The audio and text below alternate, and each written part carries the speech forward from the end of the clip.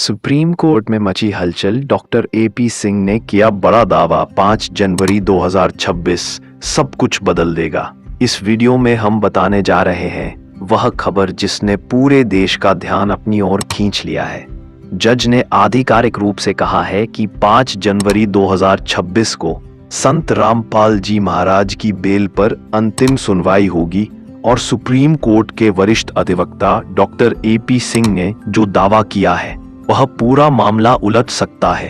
क्या सच में 5 जनवरी को संत रामपाल जी महाराज धनाना धाम जाने वाले हैं? क्या यह फैसला वर्षों की कानूनी लड़ाई का अंत होगा? कोर्ट में अचानक क्या ऐसा हुआ कि माहौल बदल गया? इन सब रहस्यों से पर्दा उठेगा इस वीडियो में। एक ऐसी जांच, एक ऐसा खुलासा जो आपके रोंगटे खड़े कर देगा। तो अंत तक जरूर देखें क्योंकि सच कहीं ज्यादा गहरा होता है। तो दोस्तों, क्या आप तैयार हैं इस रहस्यमय यात्रा के लिए? यह संत रामपाल जी महाराज के जीवन पर आधारित है। तो बने रहिए हमारे साथ और कमेंट में सत साहिब जी जरूर लिखिए।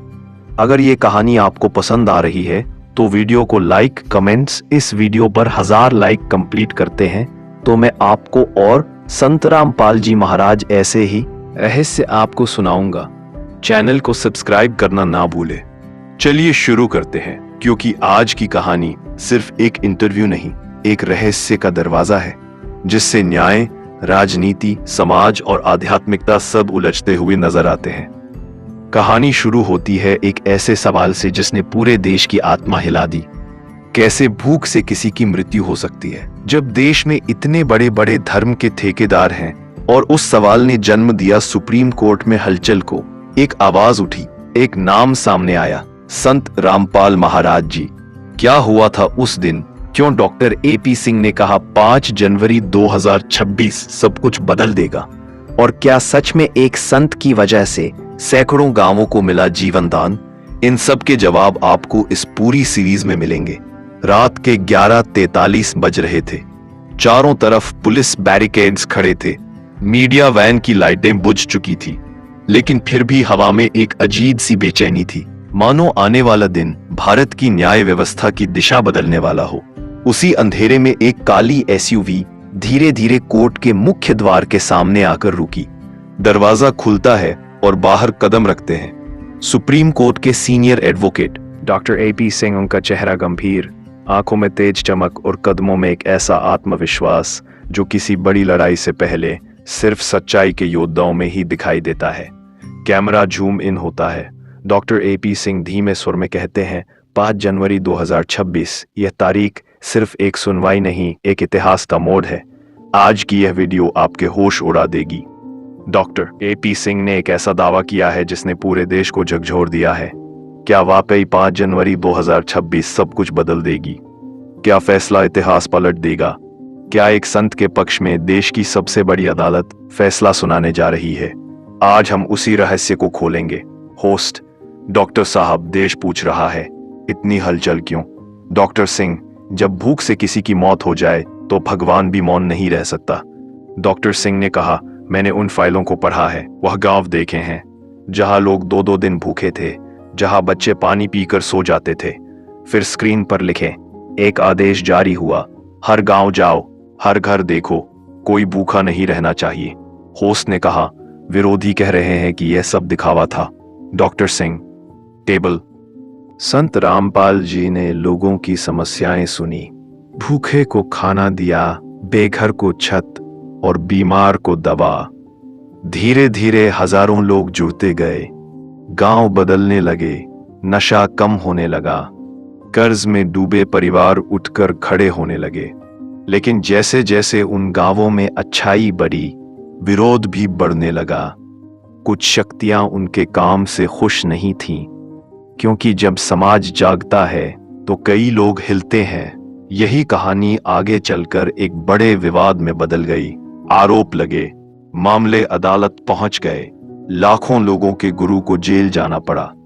लेकिन हैरानी की बात यह थी कि जिस इंसान पर आरोप लगाए गए थे वही इंसान हर दिन सैकड़ों गांवों में जीवन बदल रहा था। वैचारिक लड़ाई, कानूनी लड़ाई और सामाजिक लड़ाई तीनों चलती रहीं। लेकिन 2026 आते आते माहौल बदलने लगा। कई गांवों से लोग आगे आने लगे। वे कहते थे, हमारा घर उन्हीं ने बनवाया, सूखे में पानी भेजा, बाढ़ में नावें भेजकर हमें बचाया, हमारी बेटियों की शादी करवाई, हमारे गांव में पहली बार शिक्षा की रोशनी आई। इन आवाजों ने पूरे देश को सोचने पर मजबूर कर दिया। उन्होंने गांव गांव जाकर रिपोर्टें इकट्ठी की, लोगों से मिले, उनकी समस्याएं सुनी, फिर कोर्ट में एक मोटी फाइल रखी जिसके अंदर थे वास्तविक राहत कार्यों के सबूत, गांवों की वीडियो रिकॉर्डिंग, सरकारी रिपोर्टें, बाढ़ और सूखे की तस्वीरें, लोगों के लिखित बयान, सेवा के हिसाब किताब, शिक्षण और दवा वितरण के दस्तावेज। वकील का कहना था, जब इंसान बिना किसी लालच के हजारों परिवारों का सहारा बनता है और उसे गलत साबित करने की कोशिश करना खुद में एक अन्याय है। यह बयान मीडिया में चर्चा का बड़ा कारण बना।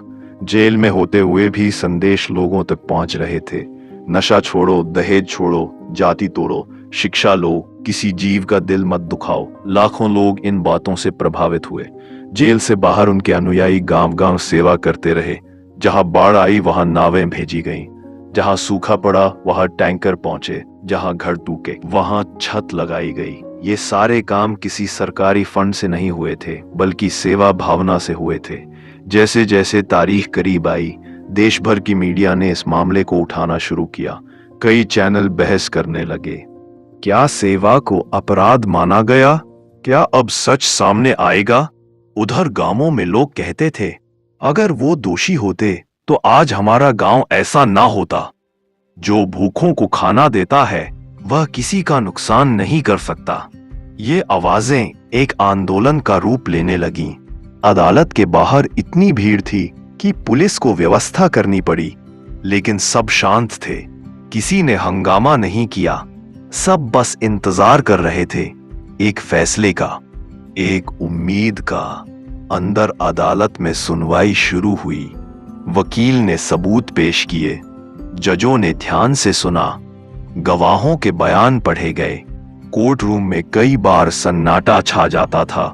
कई बार वकीलों के शब्दों पर हलचल होती थी, लेकिन सबसे ज्यादा असर उन गांवों की बातों ने छोड़ा जिनकी बदली हुई तस्वीरें सबूत के तौर पर रखी गई थीं।